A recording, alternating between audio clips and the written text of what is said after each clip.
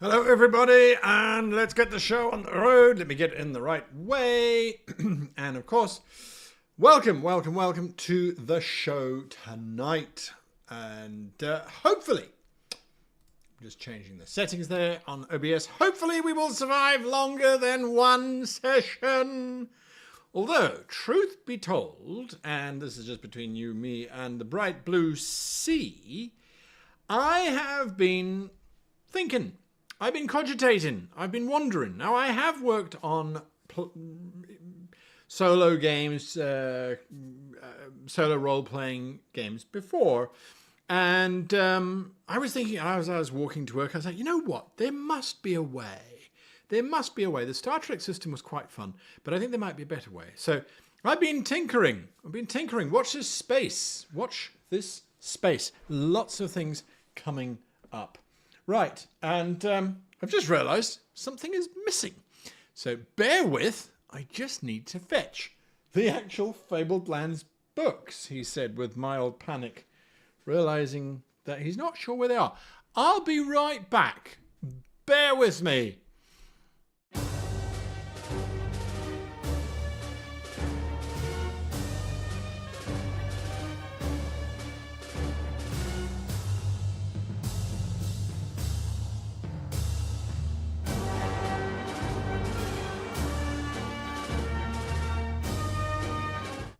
And I'm back.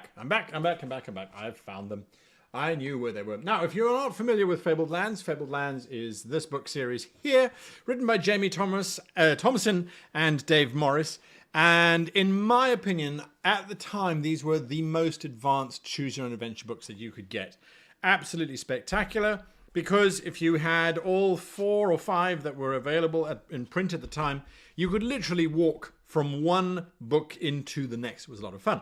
Now, in our last adventure, if you missed it, our young hero of Vaelor went rambling about and tried to survive and was eaten by a ghoul in the city of Marlock. Very sad, very, very, very sad.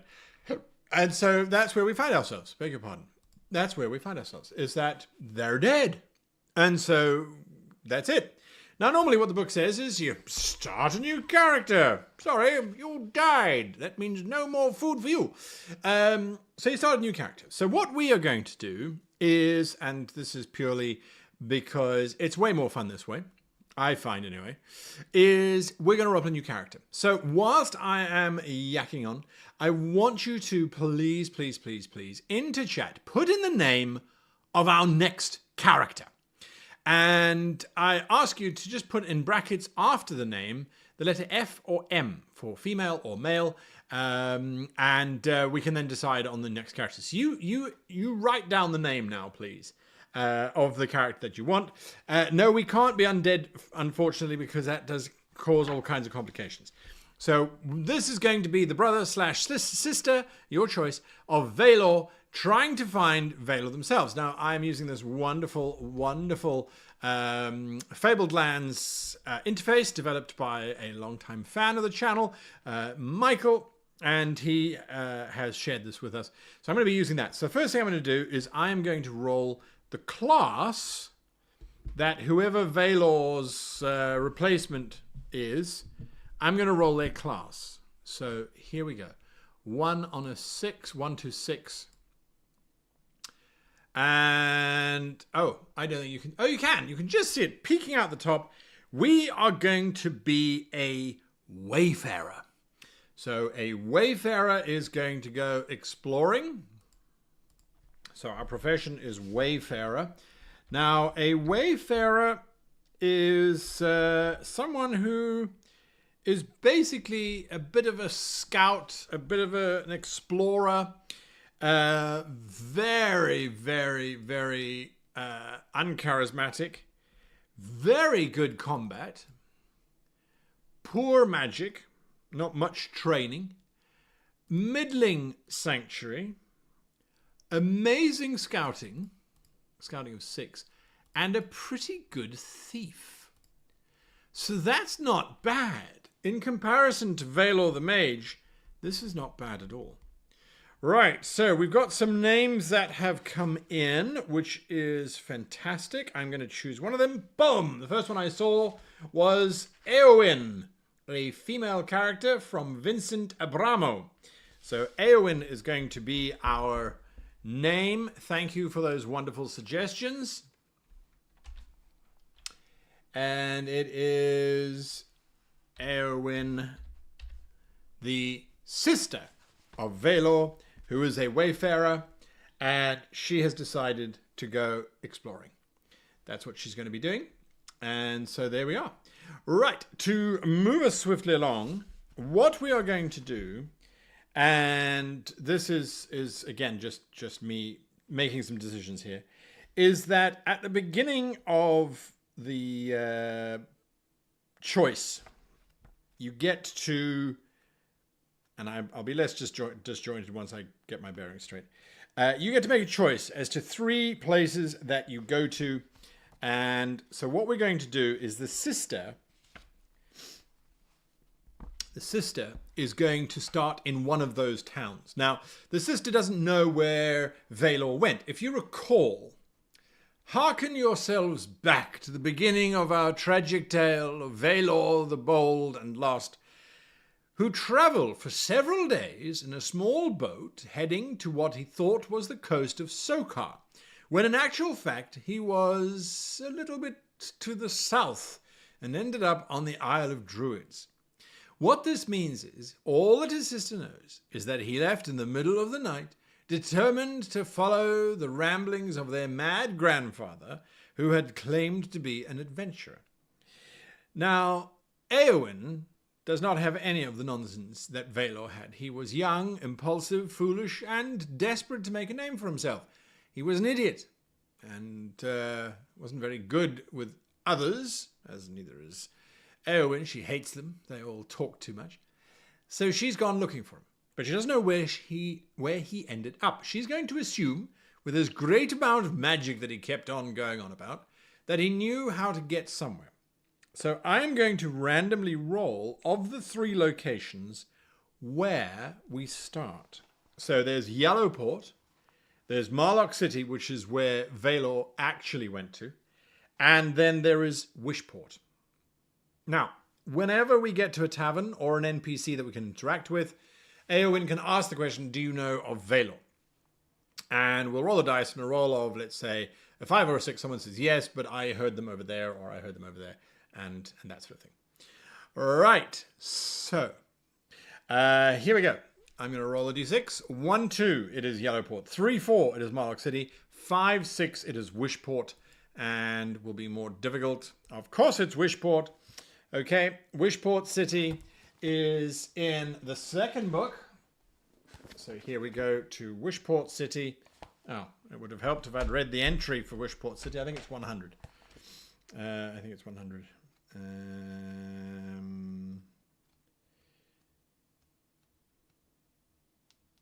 Is Wishport 100? Have I been to Wishport so many times that I remember its entry off by heart? Nope, no, I don't. I don't. Sorry, false start, my mistake. Maybe it's 100 in this book. There's 100 somewhere. Well, we're going to 100. Yes. No. All right, scratch that. That was a mistake on my behalf. Sorry about that. It was turned to page 65. Making a right bloody mess of this. Oh, Wishport Arch, 330. Dear, oh dear, oh dear. All right, 330. Here we go. The beginnings of Eowyn's journey.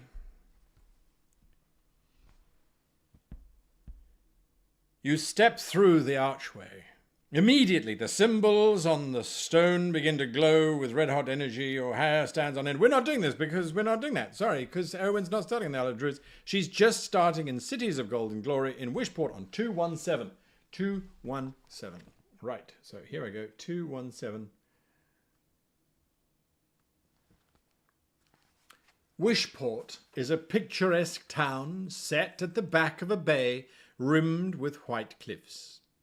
Fish, oil, dyes, and other commodities are packed here for transport inland.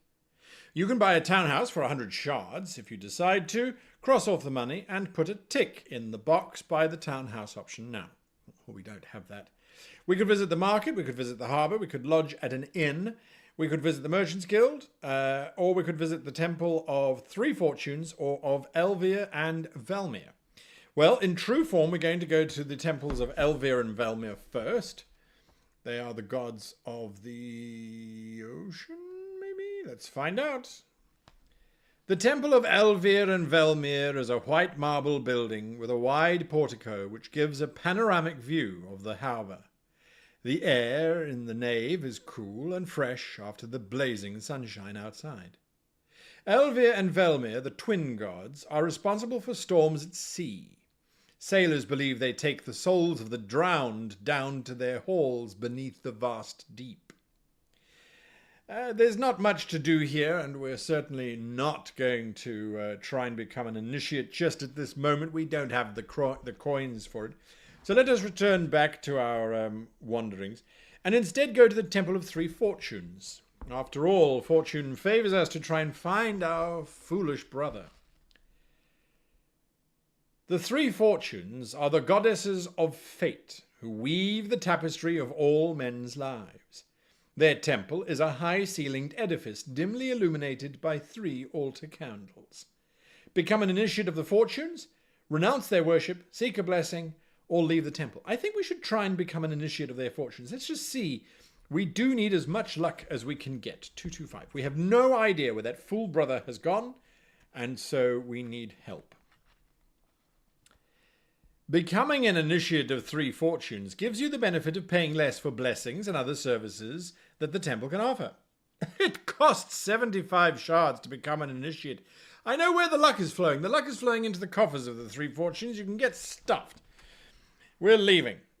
Okay, so our only option then is to leave Wishport. 142. Well, if Vaelor is not in Wishport, and no one seems to think he is, we might as well leave Wishport and head, I suppose, to Saqqara. 142. That would make the most sense, I guess. From Wishport, you have the option to put to sea. We do not. Take the road to Haggart's Corner or travel cross-country. In order to go by sea, you must possess a ship, or you must find a captain willing to take you. Well, as we do not, let me just skip to the map that we are now in. We are now in the merchant kingdom of Golnir. And as you can see, Wishport is just there above my finger. It's just on the tip. And we've got the Hoggart Fens directly north of us. We have got the city of Matricians to the northwest, or Old Saqqara, which is possibly where Brother ended up, on the other side of the River of Souls. So I think let's go into the Fens, east into the Fens, and try and make our way into Old Saqqara. 219.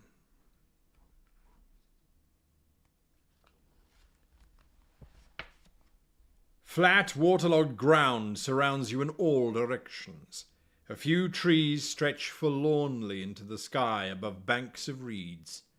These are the Magwort Fens. Make a scouting roll at difficulty of 13. Statistically, we should be fine. 464. As we fail.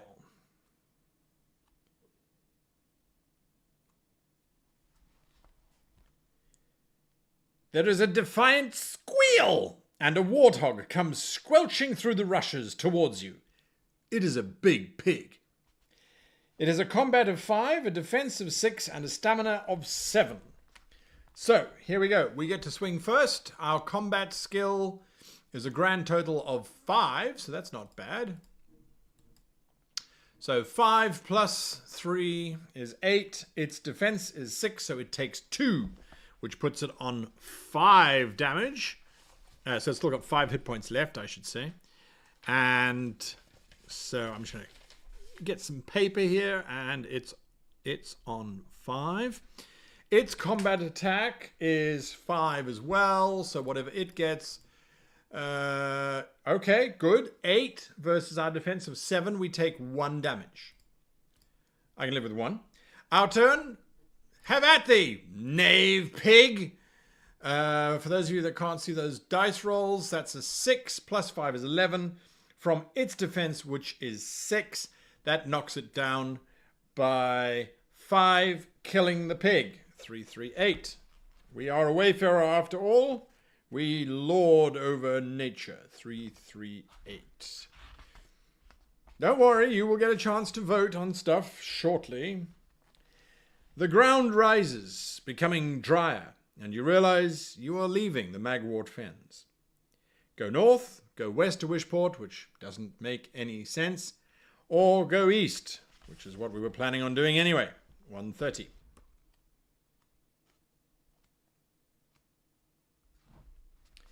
Here on the flat country of southeast Golnir, the River Grim meanders before sluggishly debauching itself into the swampy delta of the Megwort Fens. Go upriver to Conflass. That's a little town up there. Go over the border to into Saqqara. Go west, go south into the Fens. Well, we want to go into Saqqara, so let's go into Saqqara. That's 99 in the other book. So here I go, 99 into the other book.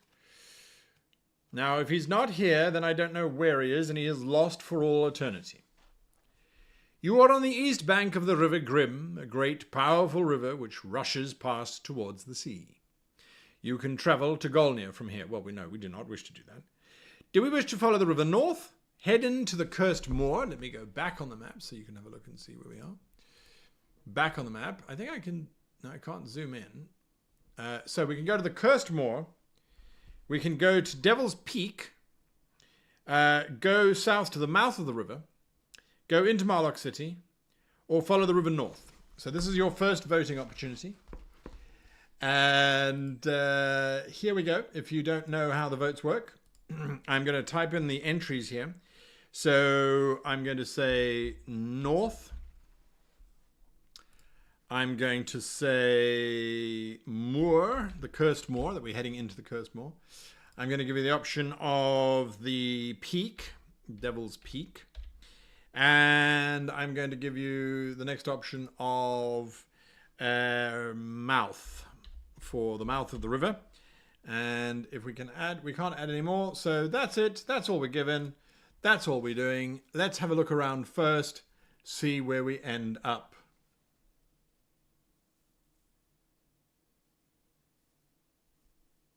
And cast your votes now.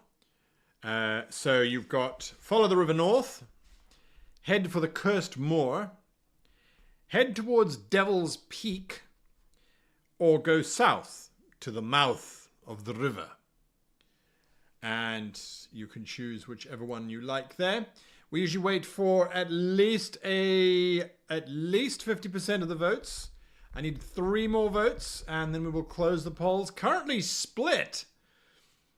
Those wanting to go to the peak, those wanting to go to the north. The moor doesn't sound very appealing, and the mouth of the river doesn't sound very appealing.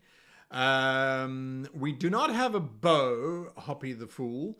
We do not have a bow, but that's because it doesn't exist in this game. All combat is much more... How shall I put it? It doesn't really matter what you're wielding. A sword, a bow, a spear, it all ultimately works out to the same thing.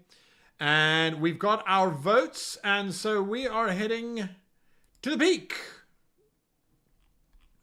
We are heading to the peak. From there, I'm guessing, we will be able to see everything.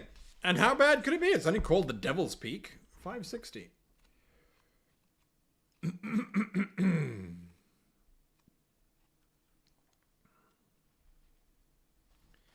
You are crossing the western wilderness, an expanse of wild, sparsely populated countryside. A few trappers and woodsmen make a living from the natural resources of the area.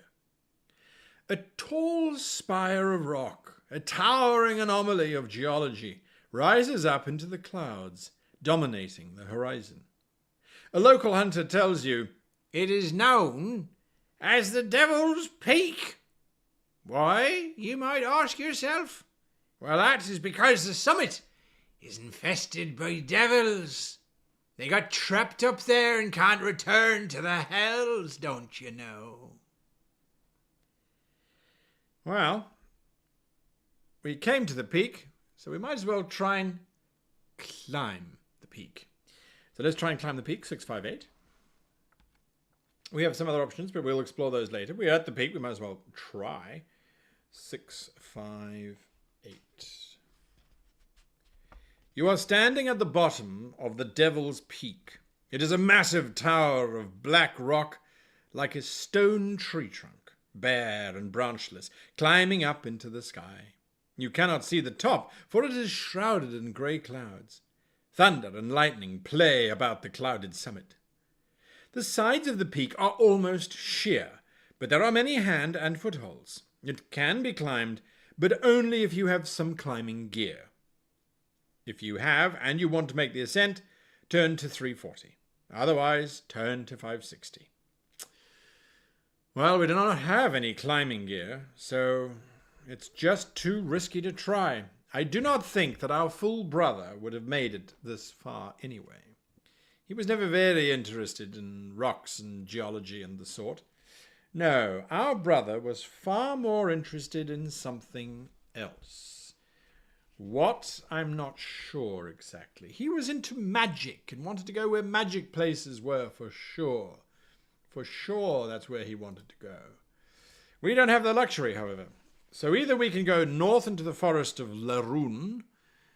Whether that has any magical properties or not, I don't know. So the forest of Laroon to the north. Alternatively, we could head into that cursed moor, which we tried to avoid earlier on.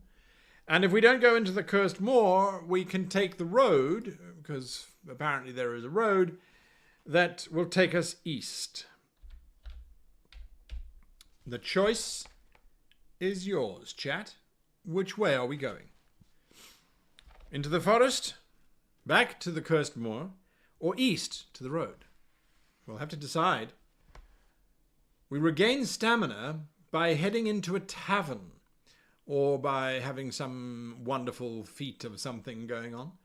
But we would need to have a tavern. Yes, I agree. A bow absolutely would be useful in one way. But the Devil's Peak strikes me as being so hard that even the finest arrow would fail to find purchase. Let's see. Where are we heading? So far, the moor is still cursed. Well, hence the name. It's not being voted for very much.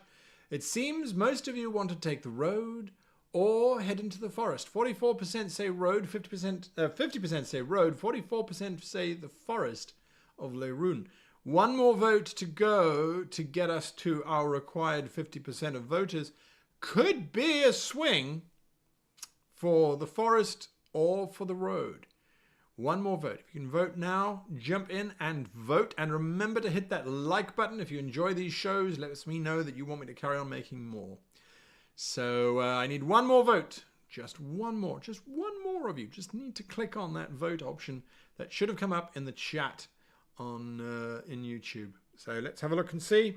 Are we going to the forest, to the moor, or to the road? And that vote's come in. I'm going to end the poll. By the skin of its teeth, we are going to the road. The road. Take the road. 558. Yes, I think my brother, as a matter of fact, would probably have used the road. You join the much-travelled road that connects Trefoil. That's the little burnt-out city sort of directly above my finger. That connects Trefoil to the rest of the world. Karanbaru is the major structure that sits across the mountains far to the north. And since you have indicated that we wish to follow the roads, well, Trefoil, I don't know, or Karanbaru. Well, let's go ahead and do another vote because I'm stuck. Do we go Karanbaru which is more in, I think it's more of a war camp? Or do we go to Trefoil, which I'm not sure what happens in Trefoil. I think it might be like an old town or something. So I've just put in a new vote, and hopefully you are seeing it there. Thanks to those in the chat trying to help. So we're going to go to Trefoil, or we're going to go north. We've definitely decided not to go into the Cursed Moor. And the river, well, brother didn't really like rivers. So let's see. Votes coming in thick and fast. Seems like a lot of you want to go to Trefoil. Nothing wrong with that. Let's see. I need 2 more votes. And then we are in.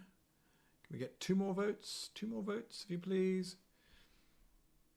Just waiting. And you know what? Girl Scouts selling cookies. All right, let's go to Trefoil. Why not? Let's see what's happening in Trefoil. And that's 250. Here we go. Into Trefoil. Looking for an idiot mage. If you've seen him, let me know. The city of Trefoil is a terrifying vision of apocalyptic destruction. It had once been a thriving crossroads town, but now it is a burnt-out hulk. It was almost razed to the ground when it declared for the king and tried to hold out against the army of Grieve Marlock during the recent civil war. It was sacked by the general's mercenaries. General Marlock is now trying to rebuild it, and craftsmen are hard at work everywhere. If you have the code word amends, we do not. Otherwise, there is nothing here but ashes and rubble. So we could take the road to Shadar Tor, we could take the road to Marlock, or all the other options that we have been avoiding. Well, Shadar Tor, I believe, has some magical connection. It was something that happened in Shadar Tor. So we're going to go there, 602. Oh, ultimately, if we find nothing, we can then head to the nearest major city, which would be Marlock City.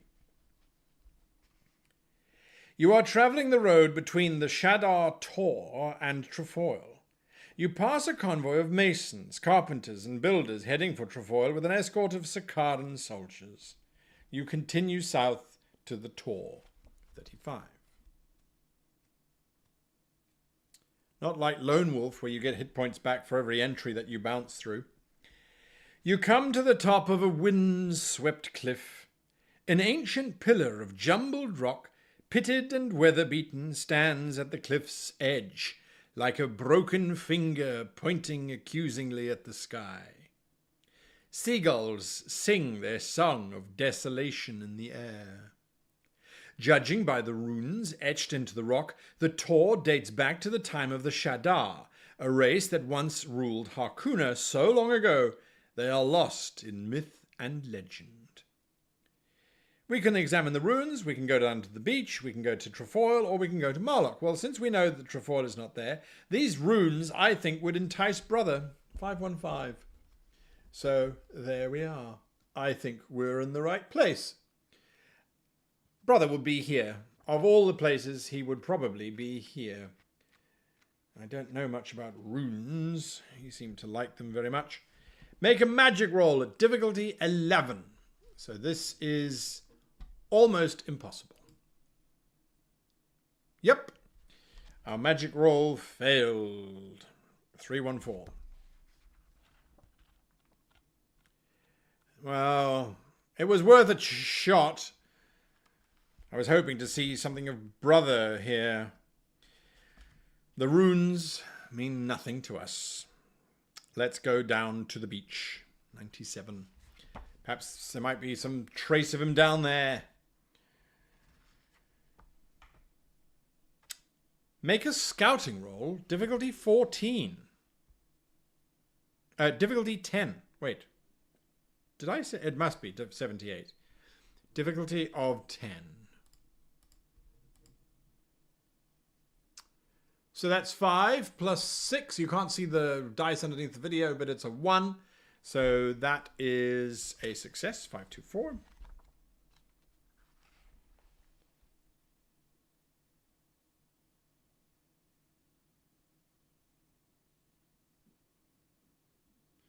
I think I got lost there, folks.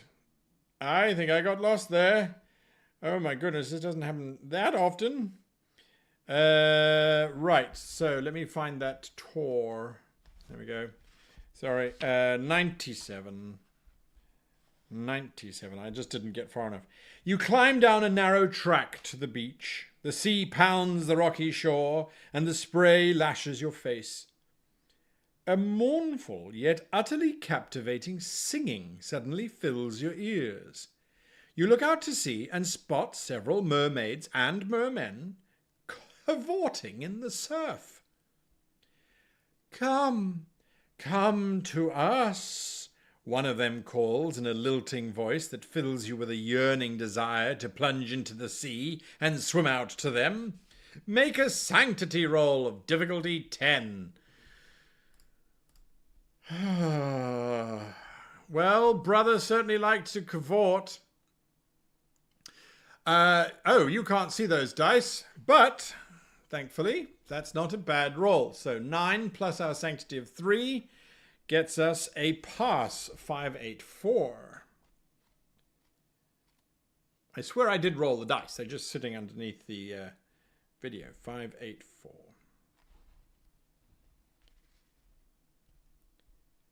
How can I come out to you? I would drown in the sea. Is that what you plan? You ask angrily. Don't you know? Sighs one of them. The kiss of the merfolk gives the power to breathe the waters to one of your kind for a short time. The others laugh mischievously. Be kissed by the merfolk or return to the top of the tour. So here is a question for you. The answer is simple. Yes, we accept the kiss, or no, we do not accept the fishy kiss of the fishy folk. I need you to decide our fate, for surely that mischievous laugh, it could be excitement, it could be Ariel calling to her Eric, except we would be the Ariel going to the Eric. But perhaps we might explore underneath. It could be quite interesting. I do wonder. Votes coming in. I still need a few more. If you don't know how to vote, it's in the chat in YouTube. If you are listening to this on your phone or whilst you're doing something else, that's all good. It is only a platonic kiss, after all, says Big Sarge. Yes, I do agree. A platonic kiss. I mean, it doesn't have to mean anything more. We barely know each other. And it would be to explore the depths, which in truth I have never been to, for as a wayfarer I do like travelling. But would brother have kissed him? Oh, of course he would. Of course he would. Imagine his gloat. I'm the only wizard who has ever kissed a merfolk, blah, blah, blah. This might very well be a sign. I'm ending the votes as we have our numbers. Not a huge margin, but it is kissy time. If you are underage, turn away now. 254.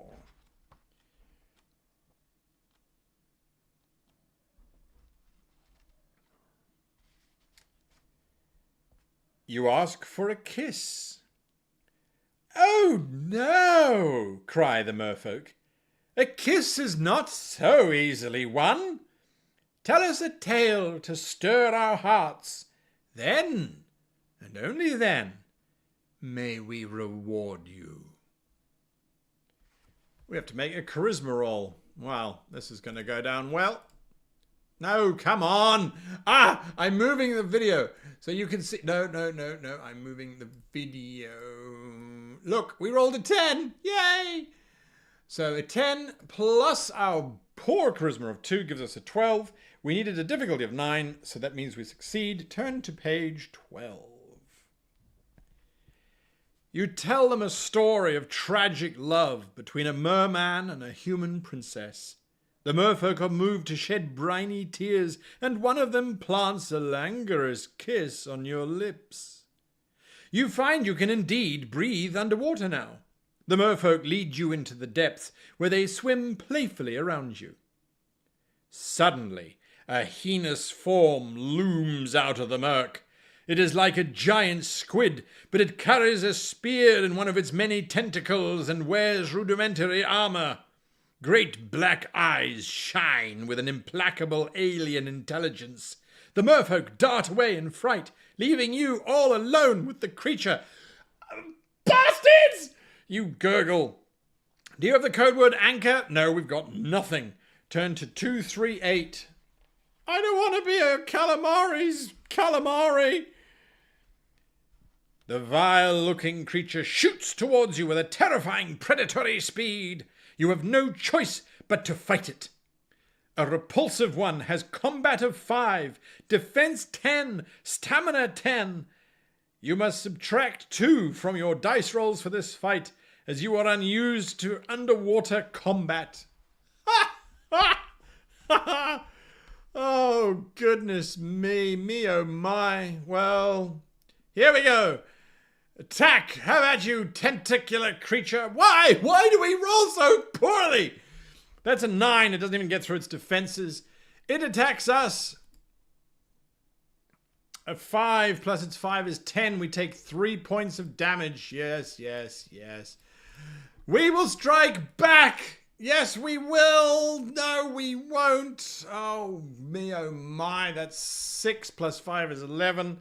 Minus its defense, so it's on 9 stamina. Oh, great. Almost double us.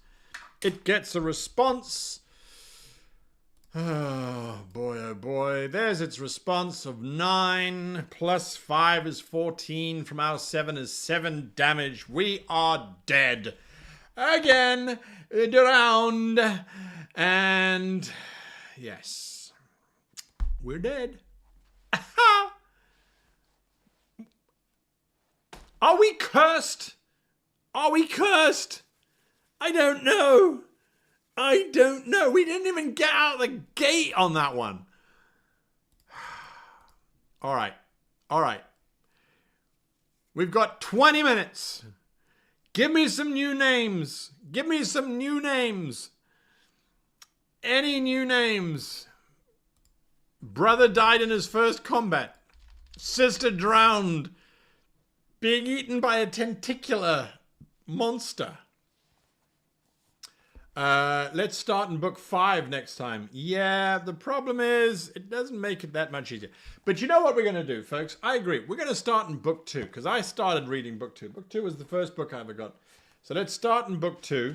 And you come up with a name. I'm going to roll here. We've got 1, 2, 3, 4, 5, 6 classes. I'm going to roll for a class while you come up with a name. And we'll just see what happens. Okay, I reject that in the name of we've already played a mage.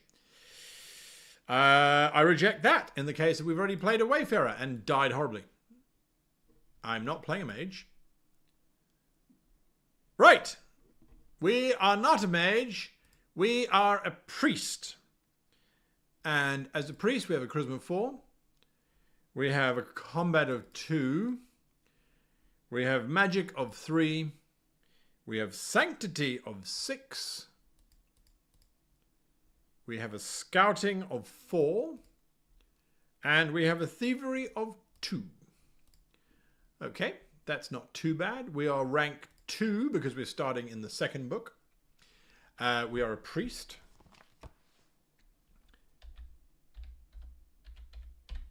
But we haven't yet chosen the god that we will worship. So here we go, looking at the names, and I've got Delvin from Nagaraja. Delvin the priest, just wandering around. You start with 13 stamina points, so that's a little bit better. That's not too bad. You're rank 2, which means we're a commoner. Start with 16 shards. Sword, leather defense, jerkin, nothing else. Okay, good.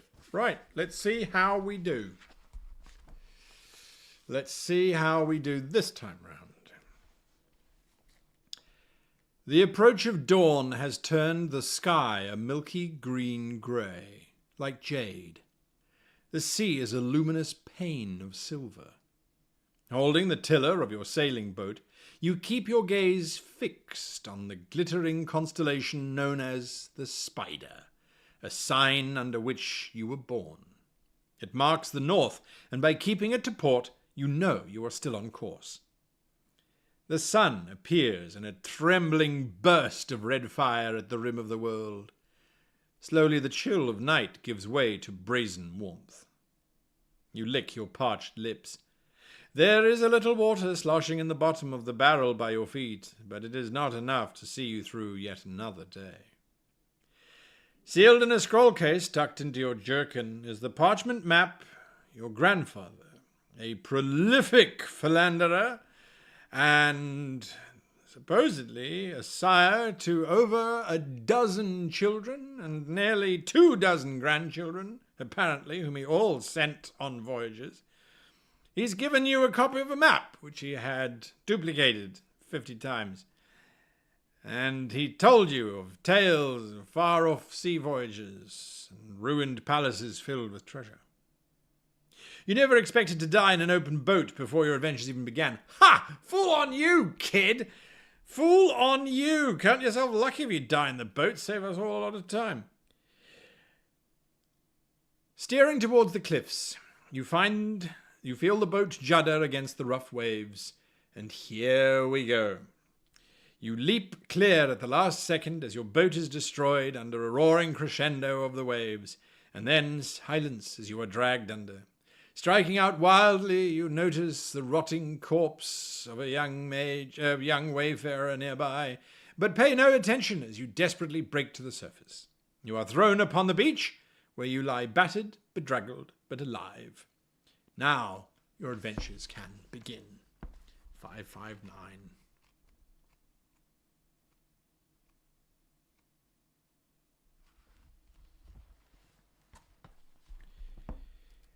You wake to find that you have been washed up on a beach.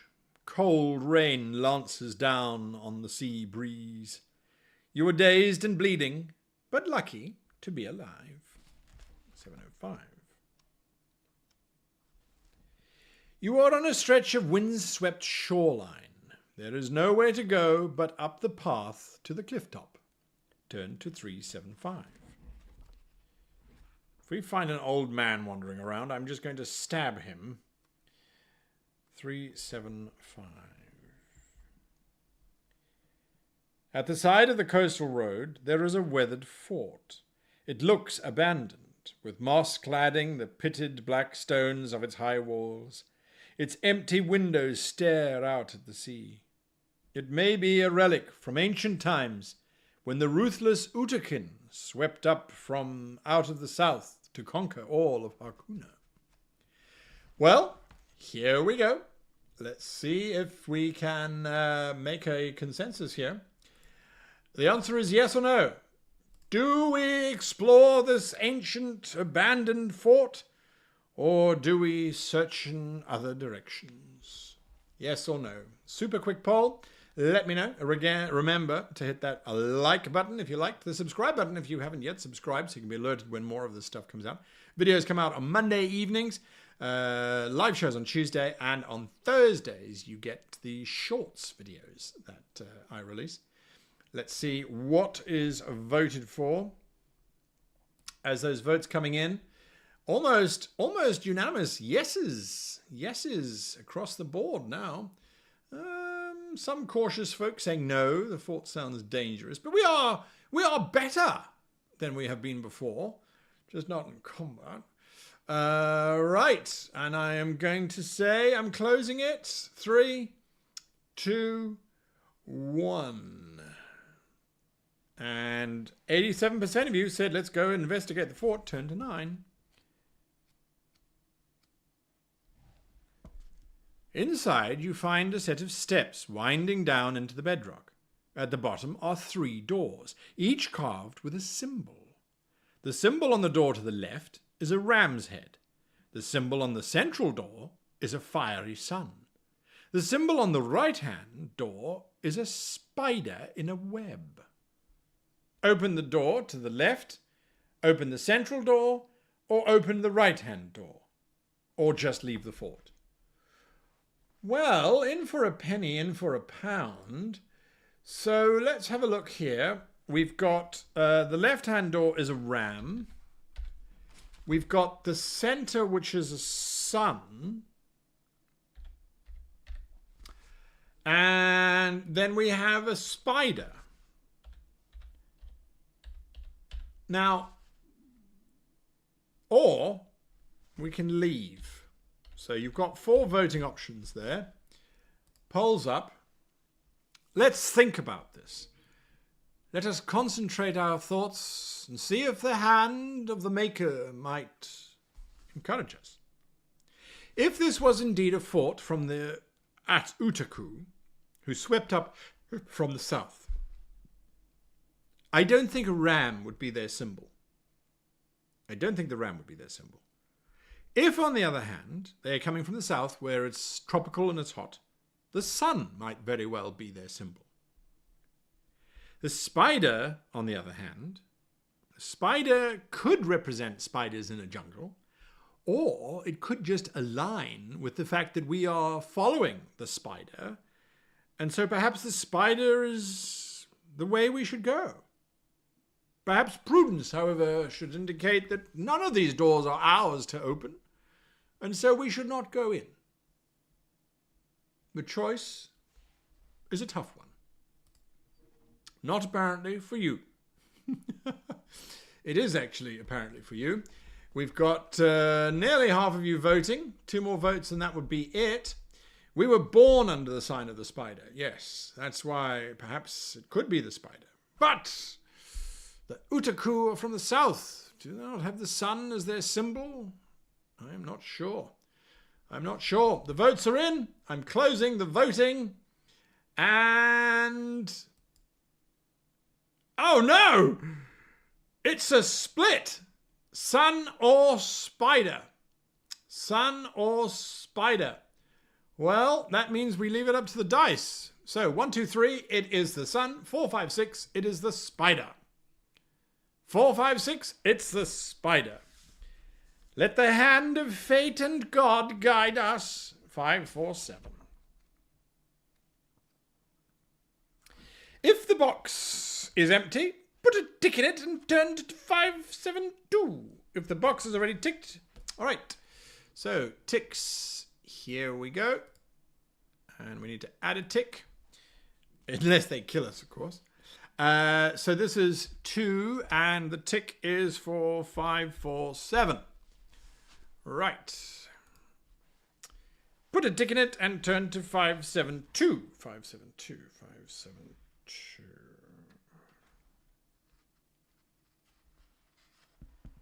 Behind the door of the spider is a copper chest containing 300 shards.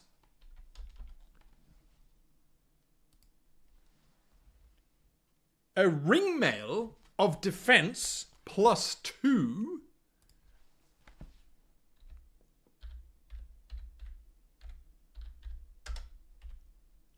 Which we will promptly put on, thank you very much.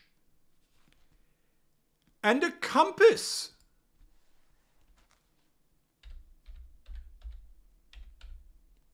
Look at that.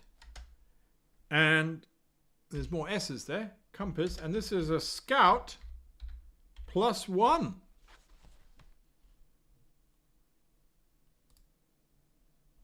Well, I don't think that's very bad at all.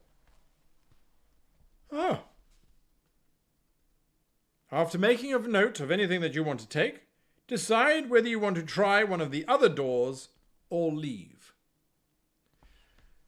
The great divine led us to this spidery door so that we might best equip ourselves for our journey. Do we be greedy and go for more? Or do we thank the Almighty and leave? The answer to that is yes or no. Do we leave or do we go for more?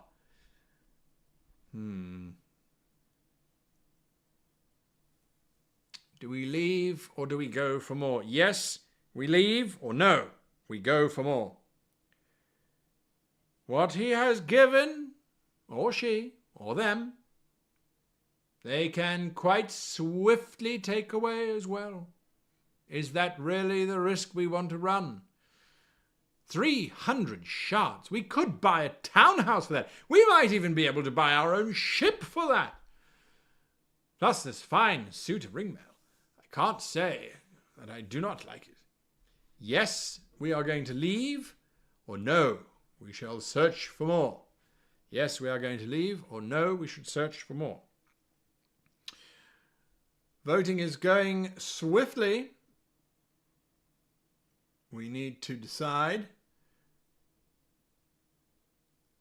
Aced Coffee says we should go for the sun door at least, since it was a draw. But was it not fate that guided our hand to the spider? Fate, the will of the gods. Let's see. Polls in. I'm closing it now. And here we go. 3, 2, 1. Yes, we leave. 373. 373. 373. Right, now we have some choices. Do we go east?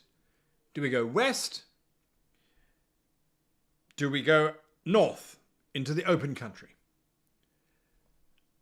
I think that Matt Short has got it right. Delvin the priest retires after opening one door and is the most successful character we has ever had. Yes, so east or west or north. I think from where we are, let us go west. 140. At this point, that's as much as I have to go on as you. You are on the coastal road that snakes along the windswept cliff tops between Ringhorn Port and the market town of Matricians. Roll 2 dice. That's fair. 10. A jeweled serpent. No. Sorry, not a jeweled serpent. Wrong entry. You meet a militia patrol, 409. A troop of militiamen comes marching along the road. A knight wearing the Black Lion of Ravane. My apologies. The Black Lion of Ravane on his tabard and shield rides at the head of the column. If you have the code word bullion, we do not. If not, turn to 353.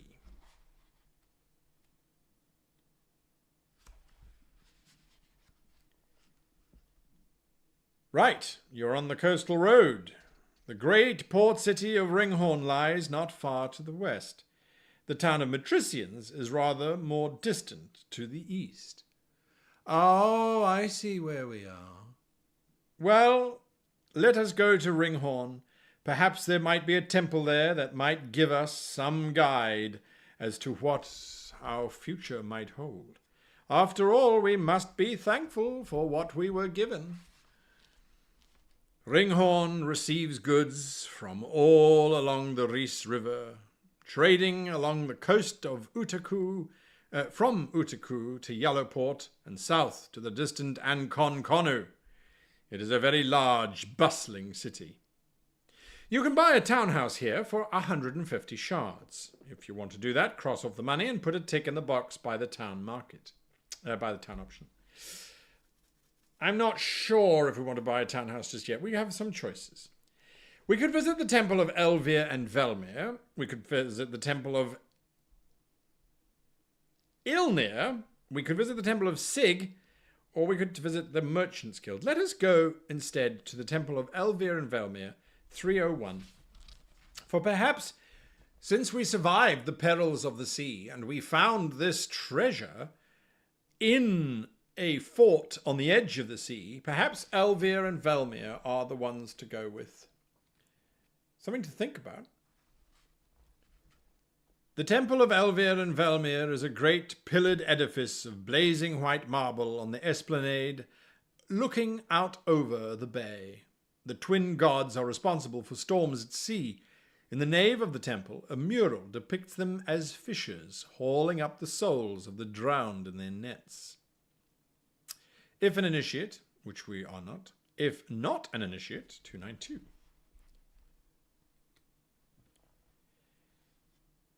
You do not have to be an initiate to worship here, intones a priest, but it makes the temple's services that much cheaper.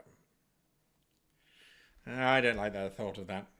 Let's go to Ilnir, 324.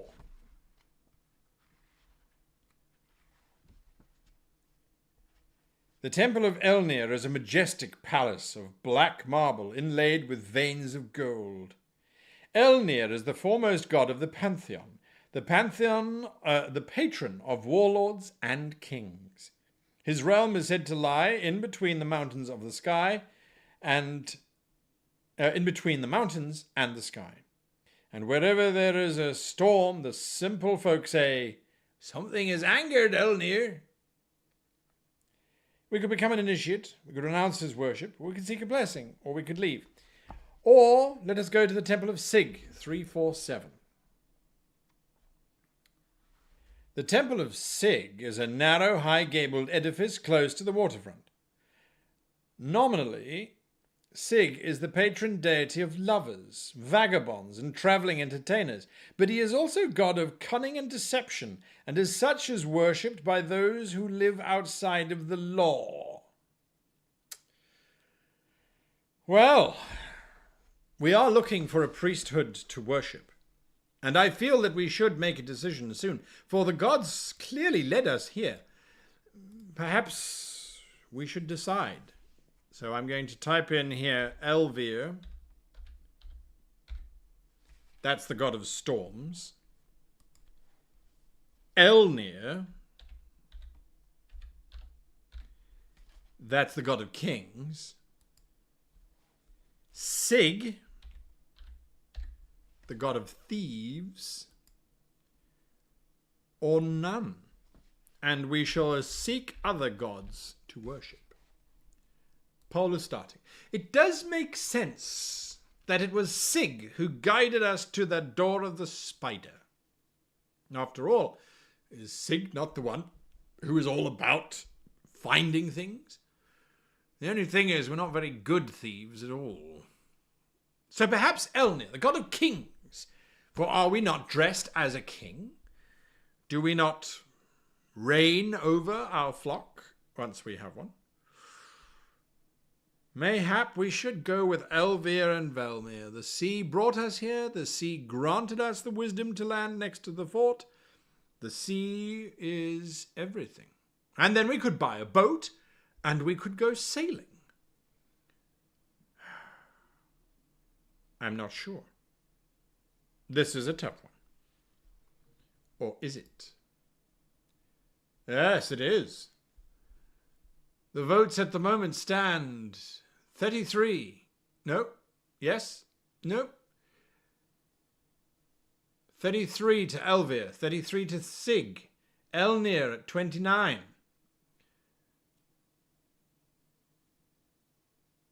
Is it possible, theoretically or theologically, to worship yourself so hard that you grant yourself to do wonders through yourself? I'm not sure exactly that that's possible. It does certainly sound like euphemism waiting to go wrong. So I need one more vote. There it is. No, there it's gone. I need one more vote. One more vote. One more vote. One of us. One of us. One more vote. And there it is. That's it. I'm closing the poll. Oh my goodness. We are a torn crew tonight, are we not? 34 to 34. A dice will determine our fate. Well, how appropriate, since it was a dice that determined our hand to the door. 1, 2, 3. We worship the god of the sea. 4, 5, 6. Pick up Sig. Sig it is! We wish to worship Sig. 3, 4, 7. Become an initiative Sig, 334. Becoming an initiative Sig gives you the benefit of paying less for blessings and other services. Also, you can add 1 to your thievery score, as Sig will watch over your pilfering activities and keep you safe from the law. It costs 50 shards to become an initiate, and you cannot do this twice to obtain the double thievery bonus. You must not be an initiative of any other. Well, we certainly are not. So 50 it is. 50. Is that how we minus it? Oh no.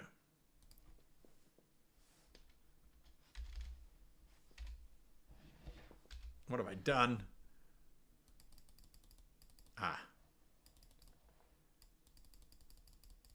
I mean, fair. Our thievery goes up by 1. Okay. We're not the world's greatest thief, but we're getting there. Sig. Perhaps ours is to seek forgiveness. Right. Once you're finished, 347. Seek a blessing. Let's go to 13. We are here. We might as well get blessed as well. The blessing of Sig costs 10 shards if you are an initiate, 30 otherwise. If you buy the blessing, cross off the money and mark thievery in the blessings box on your adventure sheet. The blessing works by allowing you to re-roll any failed thievery attempt once. When you use the blessing, cross it off your adventure sheet. You can then make a second try at the roll. You can only have 1 blessing of each ability at any one time. Once your thievery blessing is used up, you can return to any branch of the Temple of Sig to buy a new one. All right, blessings. Yes, we have a blessing, and so that is the blessing of thievery. And that costs us 10. I can do 10. 10's not bad. Right. Excellent. Good. We have a blessing.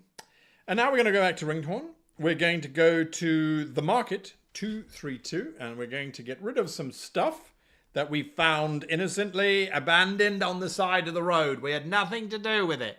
Nothing to do with it. Nothing to do with it at all, I swear, because we can now sell this leather jerkin. And selling a leather jerkin gets us 45 shards, which basically, if you think about it, Sig gives us, he takes it away, and then he gives it back to us. So, I mean, that's pretty bloody good, if you ask me. Now, we could also buy, holy smackaroony. We could buy some lockpicks that would give us +1 to our thievery, but they cost 300 shards. I don't think that's going to make much sense, to be honest with you. Although, I think Sig is testing us. I think he is testing us. Look at this. If we sell that compass of scouting +1, we'll get 450 shards. We could buy the thievery lockpicks at +1 for 300 shards. We'd be up 150. Our thievery would go to 4. Our scouting would go to 4. That sounds to me like that's a pretty good deal. I think we're going to do it.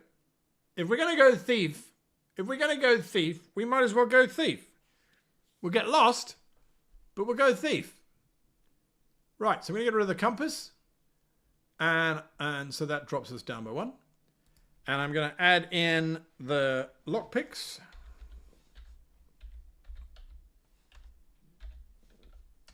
And that's thief +1.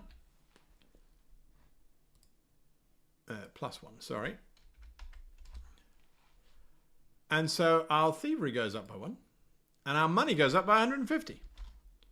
Now, if that isn't a sweet deal, we're at 451 shards. And that's it. Brilliant. There's not much else that we can buy here. There's a rope. There's parchment. And there's a lantern. Well, maybe a lantern could come in handy. What do you think? I'm just going to buy a lantern. Lantern. You never know. You never know. And we've got the dosh. So we might as well use it. Because the lantern is 100 shards. Good heavens. All right. Well, no, wrong way. Wrong way. Minus 200. There we go. That's better.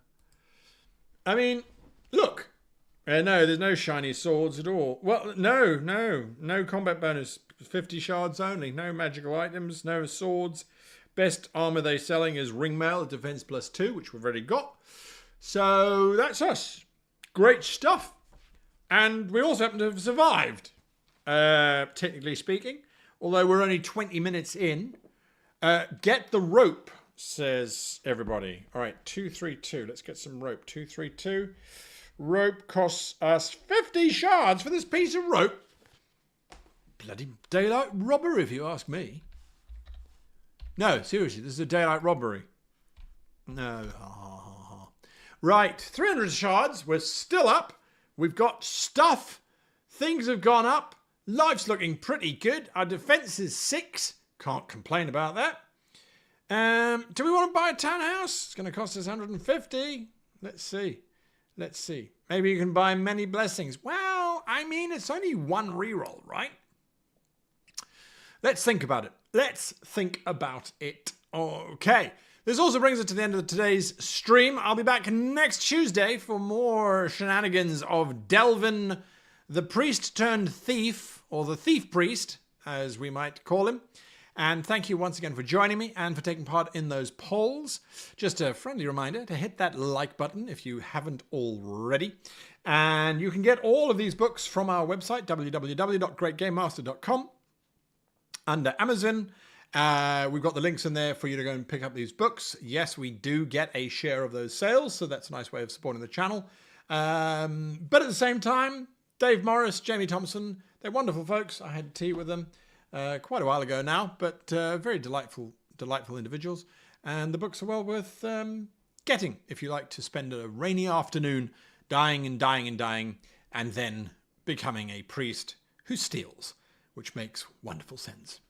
Until next time, I wish you all, I'm just going to make notes, page 2, which is where we are on, and Cities of Gold. And so, all that remains is thanks for watching, and until next time, I wish you and yours the happiest